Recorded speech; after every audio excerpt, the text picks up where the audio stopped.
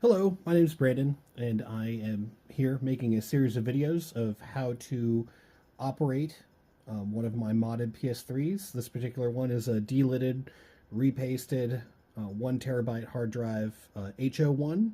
I think these late model fats get a bit of a bad rap. This one was modded when it was fully working, and I believe that it's been future-proofed and runs excellent. The first thing that I want to go over in my series of tutorial videos is how to add a PlayStation 3 game to the console. So I've got here a classic, God of War 3. This is the God of War collection. It's got 5 of the games.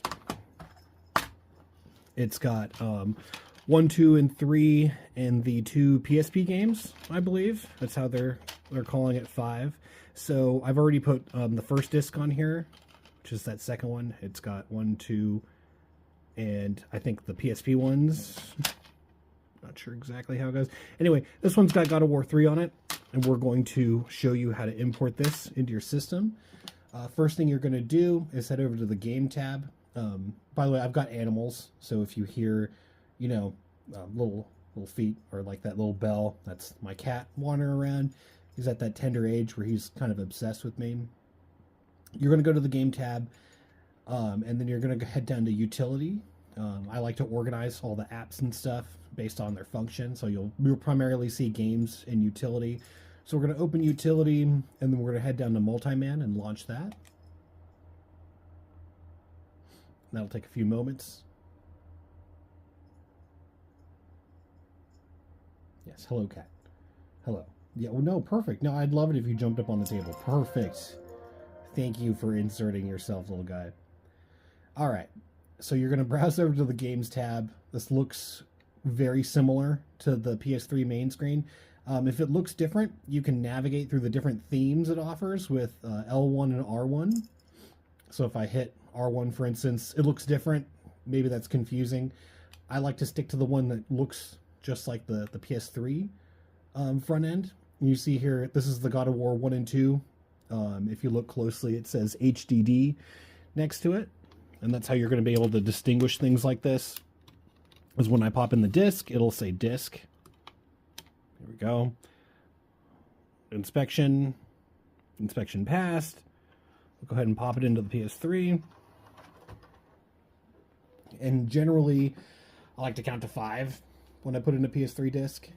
We're kind of spoiled in 2025 by our modern things. Anyway, here's the disc. Note that it says God of War disc. It's probably hard to see, but when you're navigating this in person, no. When you're navigating this in person, you'll be able to see it. I've got the phone on a mount here, and if I mess with anything, you know, this guy will probably insert himself further. So you're gonna go up to it and hit triangle. Do not hit X. That's gonna launch the disc. Hit triangle. And then you've got 2 options here for getting it on your hard drive. You can do straight copy, which is what's called a game folder rip, or you can go down here and create ISO. ISOs are generally a little smaller in file size. I found it doesn't really matter which one you do.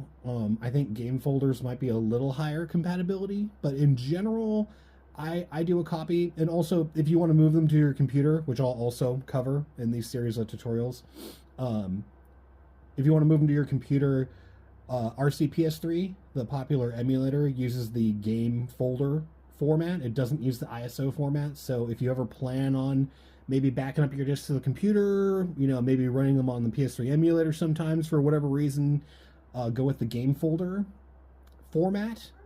Because again, you get that PC compatibility. But if you're not worried about that, do ISOs. For Grand Theft Auto 5 in particular, I think you want the ISO. My memory's a little fuzzy here. I've been doing this for a while, but I remember Grand Theft Auto 5 in particular having an issue with the game folder copy where we kind of get stuck installing, you know, like the wheel would just kind of spin forever on installing and not show the progress. But when I tried it with ISO, it worked. So keep that in mind with Grand Theft Auto 5 in particular. Anyway, we'll go ahead and hit copy. It's going to ask for a destination.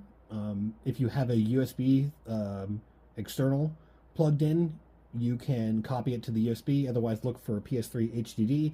It'll always say HDD 0. Your USB drives will be designated USB 00 and a number based on what USB port it's plugged into. Okay, so we'll go ahead and hit confirm. And we're going to confirm again. And then this is a pretty beefy PS3 game. It's 35 gigs almost. So this is going to take, probably about an hour, maybe even close to 2 hours. Yeah, so we're going to cut here and come back when it's done. Okay, so it's been about an hour. We can come back to our console. It says done in the upper left. That's how we know it's done. Looks like it took an hour and 9.5 minutes. And again, this is one of the larger PS3 games. I want to say Last of Us is maybe a little bit bigger. I think it touches 40-ish gigs, but there's not many games that's going to take this long. I hit square to back out of here, and then you'll note that there's 2 copies. One of them says HDD, one of them says disc. When I pop out the disc, that copy will go away. And then what I recommend we do is we get out of multi-main. I don't really like launching games out of multi-main. I find it's kind of a little finicky. It doesn't update very fast. Like, it still shows the disc being in. I hit refresh, still in there. I find multi-main, it's really good at a couple things, but I don't find playing games is one of them. So we'll go ahead and quit out, or we can restart the system, however you like to do it. PS3 is a bit of an old girl. That's all right. So we'll give her a restart. Start it fresh.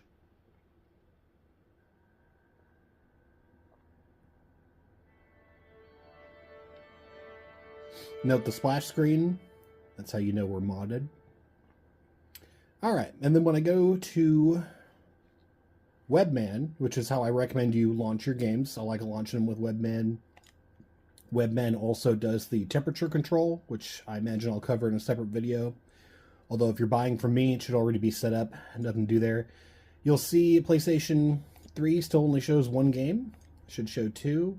So what we do is we go to Webman Setup, and we say refresh Webman Games and XMB. And it's going to do a kind of soft reset.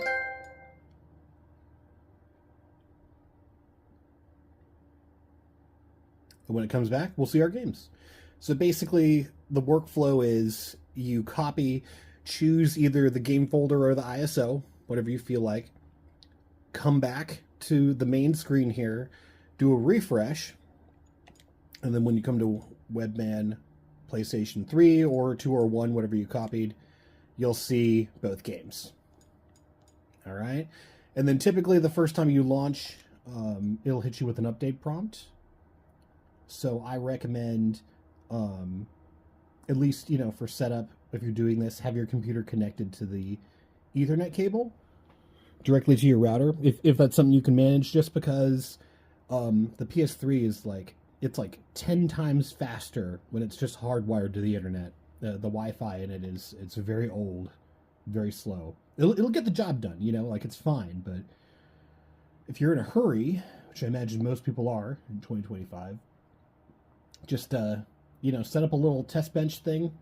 I've just got an office monitor hooked up to it. This monitor happens to have speakers, which is nice, but you don't need them. And then I just got it running straight to my router. You can see it got through the download screen there pretty fast. And generally, most PS3 games are going to have an update out for them, and you should probably grab that because it'll run better, less likely to crash, less bugs, that kind of stuff. All right, and then we're off to the races. All right, so that's PS3. I'll do a separate video for PS2 and PS1.